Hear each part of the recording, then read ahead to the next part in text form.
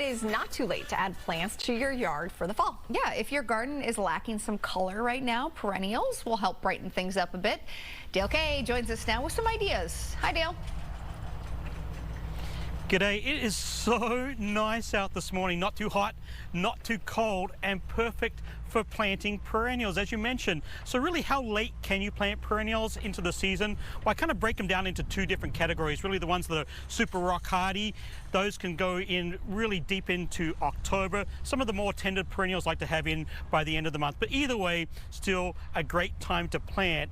And the best thing about these little rock stars, they're like fireworks, little pops of color for the garden late season, because they're all blooming September through October. And sometimes that's a little bit tricky to get that late season color, because a lot of times we focus on spring and summer, and then the garden kind of goes a wee little bit quiet in the fall. So let's take a look at some of those plants that will add some fireworks to your garden. Firstly, the ornamental grasses, and we're so lucky this morning. There's a little bit of a slight breeze going on, so they're literally dancing on the breeze. I can't dance. I got 2 left feet. I can't dance for nothing. But these guys can just kind of sway and be in really kind of a nice little cool rhythm in the breeze. This flame grass in front, the reason I like this one for the fall is the foliage actually will turn bright red as it cools down, as we get shorter days. And then the Shenandoah right here has this wonderful little red tinge to the foliage, kind of those nice fall colors, which are quite nice. But really, any of the ornamental grasses, fantastic for late season color. As with the coral bells as well,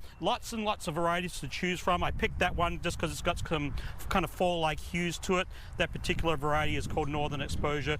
Very, very fun in the garden.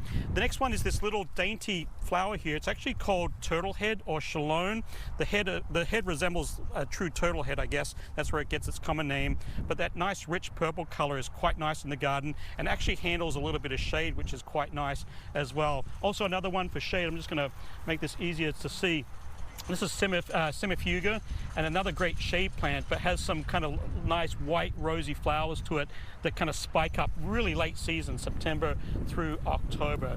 The Rebeckias, lots of different varieties to choose from. They all kind of have a yellow, basically a yellow flower. Some have a red cone to them.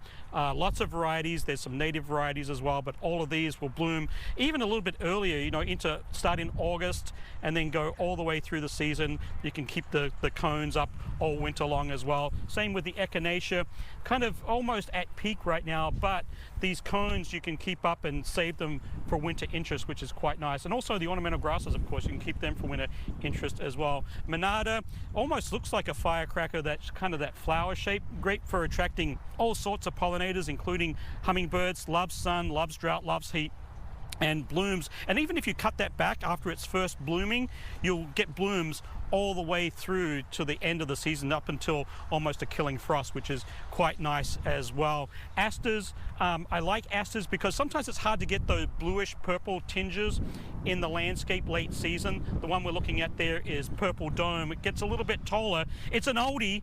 It's an oldie, but it's a goodie. It really, really blooms profusely, and nice big flowers on it. Then the Kickin' Lavender Aster or Woods Aster, all those little dainty, more alpine type flowers. Any of those varieties of asters work really, really nicely for late season. A big group of plants that are very, very common in the landscape. Lots and lots of varieties to choose from, and actually a few that are they're always adding new varieties to the sedums, but there's the taller growing ones. I've got another oldie but a goodie, Autumn Joy, right here. Actually maintains kind of a nice little bush type habit before it starts to bloom. Again, another great pollinator for late season. It's a little bit more upright, a little bit more erect. And then also another taller one is Dynamite. I love that variety, Dynamite, because it's got that rich kind of pinkish burgundy hue to the flowers, and also a burgundy foliage as well. And then there's the sedums that lay flat to the ground or quite prostrate to the ground, and they are great for over boulder walls, in between like any nooks and crevices in your landscape. Fantastic group of plants. But Kanchaticum, any of the stone crops, all this burgundy foliage, really, really timely and fun at this time of year. And then one that actually is a great late season bloomer. This one isn't particularly this one isn't blooming right now, but you can see the label there. It has a pink flower. It's an anemone, and it's a wonderful little addition. Will do well in sun or shade, which is quite nice. But these are also fantastic perennials. And of course, being perennials, that means they come up year after year. And then I just want to talk about the cold hardy mums that are out there. There's two different types of mums, I guess. There's the floral ones that you'll see kind of everywhere at the grocery store, any kind of garden shop, any home box store. Those ones are more floral type. There is a hardier type of mum. It's called igloo. I'll just show you that tag. Hopefully it's got a tag. There we go. Igloo mum. It's kind of borderline hardy in Minnesota. Will need some protection over the winter and needs a well-drained soil. But if you've got a green thumb and you want to give some mums a chance, this igloo variety is a little stunner for the garden, and of course blooms now as the days get shorter. Make sure that you have some good amendments in there, some good compost that will help them get through the winter as well. And then late season planting, always use a little bit of root stimulator like this. Helps reduce the shock of transplants, gets them all snug, ready for winter. But most importantly, enjoy those late season blooms. Back to you guys. Okay, Dale, we have a question. You mentioned mums everywhere. You see them everywhere right now.